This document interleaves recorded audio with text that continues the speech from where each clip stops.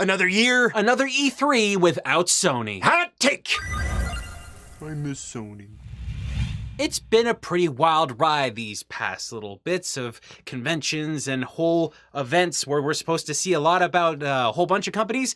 Apparently, Sony doesn't think they need to do that because, again, just like last year, Sony is going to be missing E3. Now, what happened last year was apparently they didn't want to showcase anything because I guess they didn't want to disappoint people. At least that's what Sean Layden said. Yeah, he said that specifically about PSX, but I think it was kind of the same thing for E3 as well. So that's kind of a double punch whammy, right? Not only were they not at E3, but they're not at their community-driven or community-based show PSX.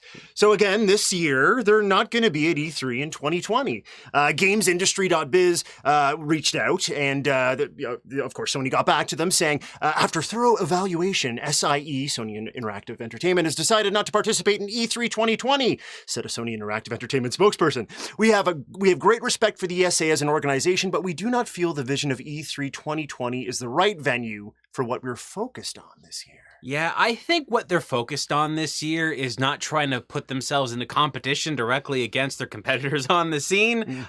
Look, last year at E3, because Sony wasn't there, from everyone that went, they said it was kind of a little bit of a hollow event, didn't have the same impact that it used to have, and that's mostly because when one of the major players, in fact, the most major player in the game industry right now when it comes to video game consoles, Sony, not being there, not showing anything, can kind of have an influence on things. So what we are to understand right now is going into this next E3, from what Microsoft has said, they are going to E3. Nintendo is going to be at E3. To some extent. To some extent, we don't know exactly how much of an impact they're going to have there. But one thing we can guarantee now is just like last year, Sony is again going to miss out. Is this going to have a bad impact on I know. And, you know, historically, it's interesting to look at Sony and E3 as a whole, because they started out with the first E3, and they had a big bang for the original PlayStation in North America back then. And we can't forget, this console generation, arguably, Sony could be where it's at right now because of their huge 2013 presentation, which we've talked about a lot, where they undercut price and they talked about game sharing, right? So they kind of owe a bit to E3, at least from some sort of perspectives. But from what I'm hearing behind the scenes, Sony has always wanted the E3 event to be more community driven, and the ESA has had problems sort of weighing, we want to serve the media focused people, but we also want to make this a community-driven thing. So that might be why Sony is sort of opting out more so recently. I think what's going on is we're seeing a lot of conventions out there, like the expansion of PAX. There's now PAX South, PAX West, PAX East, PAX Australia. They're having a whole bunch of those all over the place, and there's a bunch of regular consumers and gamers that go to those events and have a direct impact and a direct experience with the video game companies themselves. I think those events are starting to grow a lot more because back in the old days with E3, when it originally started, most people got their news from like magazines and like the radio, and like TV and stuff like that. And it's interesting because back then E3 was not solely video game focused. E3, it was about all electronics and entertainment media, right? The video games were still considered a bit of a niche market back then, but now it's exploded, and video games are the number one like consumable media in the world. There are, like you're talking about, there are so many conferences and conventions and so many places where people can gather and share information about games and stuff.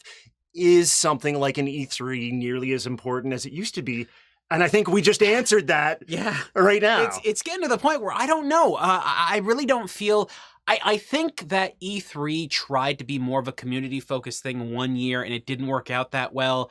So they're trying to be more, I guess, press related, which doesn't really work. I feel like they still don't know exactly where they're supposed to be because, like we mentioned, there's so many other ways that people can gather that they're like, well, what do we do? What do we do to be? Because they are still, it kind of sounds like the death pangs or whatever of E3, but they are still kind of video game Christmas in the summer for a lot of us geeks, right? So how do they maintain that on top of the mountain sort of thing? Honestly, I don't know, but I can tell you one thing. I believe that Sony not showing up to E3 has less to do with the way E3 is right now and more to do with, hey, why do we want to go there and compete directly against our competitors on the scene and pay for that ability? I mean, like, why would you do that? Right now, Sony is in the leadership role. They have the most consoles sold. They've got amazing exclusive games. Everybody's excited about the PlayStation 5 because they're still staying very silent about mostly everything of that. We did see the logo. Yeah, we've yet to talk about that. Shane, what's your hot take on the logo? Looks like the PlayStation 4 logo. Yeah, it looks very much like the PlayStation 4 logo. I think, here we go. Yeah. Oh my gosh, everyone, take in the glory that is the new logo. Yeah. So I think if Sony not going to E3 was a problem last year, we would have seen them trying to get their feet back into dip their toes back into the waters. I don't think it was a problem for them last year. And I think that there are a lot of huge plans moving forward, of course, with the next console coming out this year. They're like, no, we have our own sort of events. And in fact, there are rumors coming out of, I believe, NeoGAF and 4chan as well, that we could be seeing an event or a reveal of the actual box in February. Yeah. See, I mean, this is really how this plays out. Right now, Sony is still doing well. And because they're doing well, it kind of shows that, hey, maybe we didn't need E3 all along, or at least for the past couple of years. Maybe it was in our hearts all along. Right.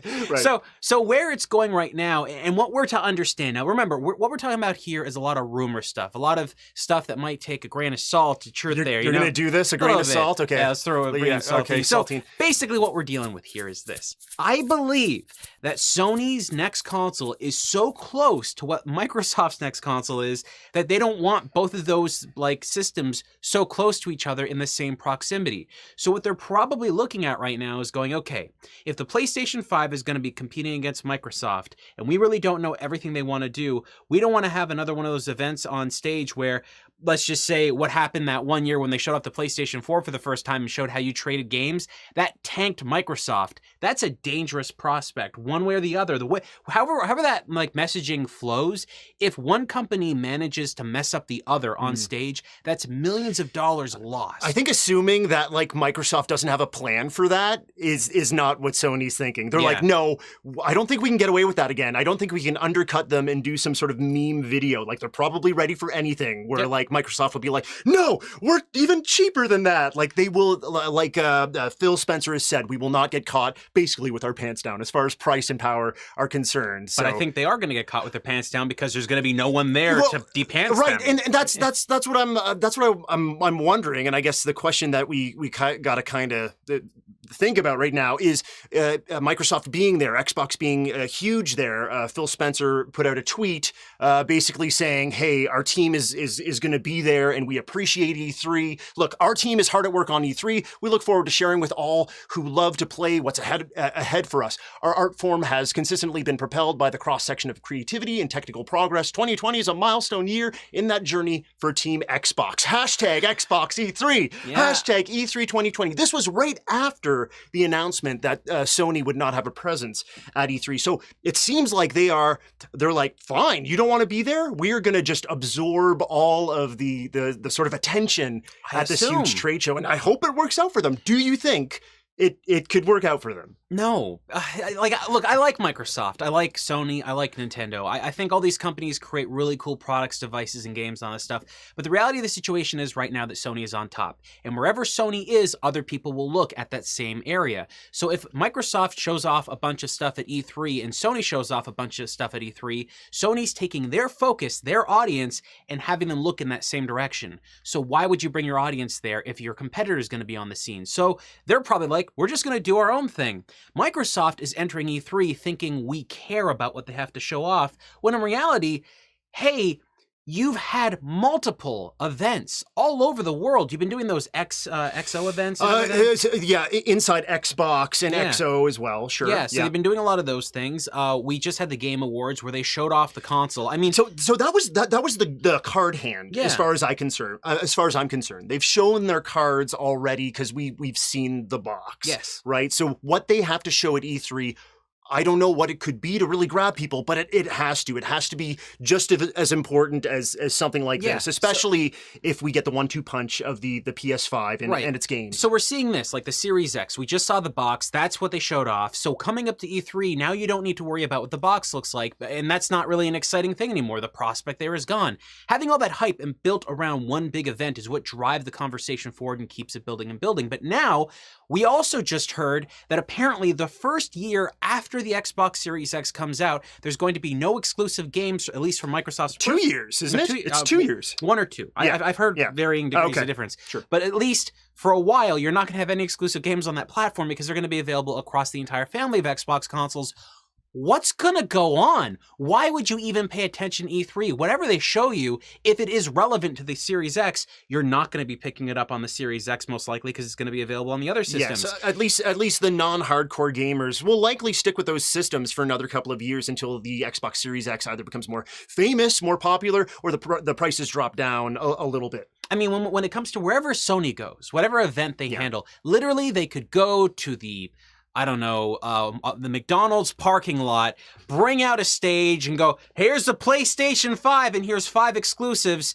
And there could be 10 people there, and that would still be more exciting than that was the potential of what Microsoft's going to show off at E3 this year. That was part of the NeoGAF leak, actually. It's going to be, you're going to get a 6-piece McNugget with the... It's a free 5-piece McNugget because it is, in fact, the PlayStation 5. So we've seen, people have been sort of segueing away from E3 for a little while, and it's fun to say this. Nintendo was the leader.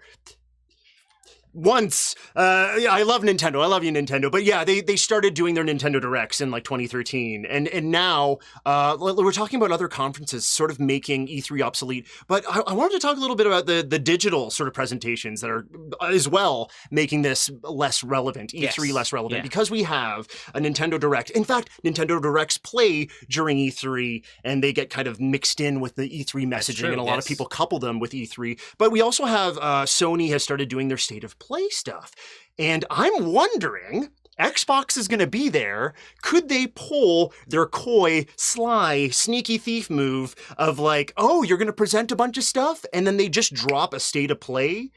Just digitally, that's huge and just blows their news out of the water. No, because everyone's still paying attention to the news cycle, right? If you do that, you drive people to Microsoft's news as well. That way, well, it doesn't have to be an explosive PS5, like just something that competes, that stirs into the pot. You want to dilute the news of your competitor at least slightly, don't you? But I think they've already done it. I think Microsoft has already diluted the news. They've done it themselves? Yes, that's the thing. If Sony announces anything, even if they announce a battery pack for the PlayStation 4 controller that extends the battery by twice. We saw them announce a button on the back of their controller, and that was huge news for a lot of people. Right. If they announce anything, people are going to be paying attention. So as long as people are paying attention, all they have to do is let Microsoft scream into the empty void, and then Sony goes, okay, here's what you should actually care about.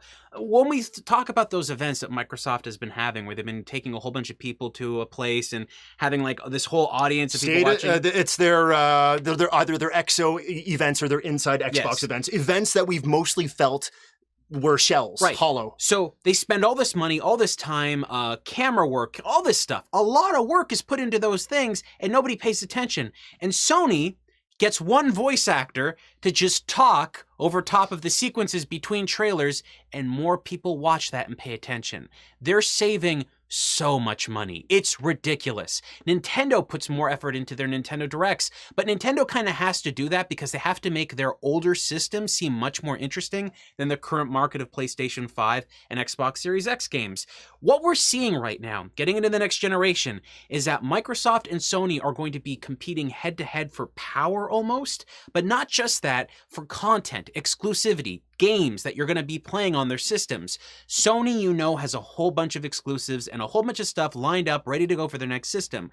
Microsoft, we assume, does, but because of their announcement saying, well, you don't need to own the Series X to play the latest games, probably means that whatever these games are that are going to be coming out can still be played on the earlier systems, diluting the idea of a brand new system. So that first 2-year gap, or year gap, of this brand new console that hits the scene, you're not going to have a reason to get it. But the PlayStation you will. So PlayStation 5 is going to have a huge step on the competition. I mean, it's insane to think about things playing out this way, but all these pieces coming together show Microsoft doesn't seriously understand the concept of what goes on next generation, where Sony is just like, this, we're going to make it work. And there's no reason to share a little bit of that spotlight with any other company. Anyway, they are already on the rails for this E3 presentation. Microsoft, that is. There's no backing out at this point. So whatever it is they show off, it has to be explosive to the nth degree. I don't know that it's going to happen, but I'm very eager to see what happens during E3. I'm very eager to see whether or not we're actually going to get the announcement or the reveal of the PlayStation 5 next month. Or what gets me about all the reveals we're going to see at E3. This is really important. When we talk about E3, we're literally now just talking about Microsoft and Nintendo.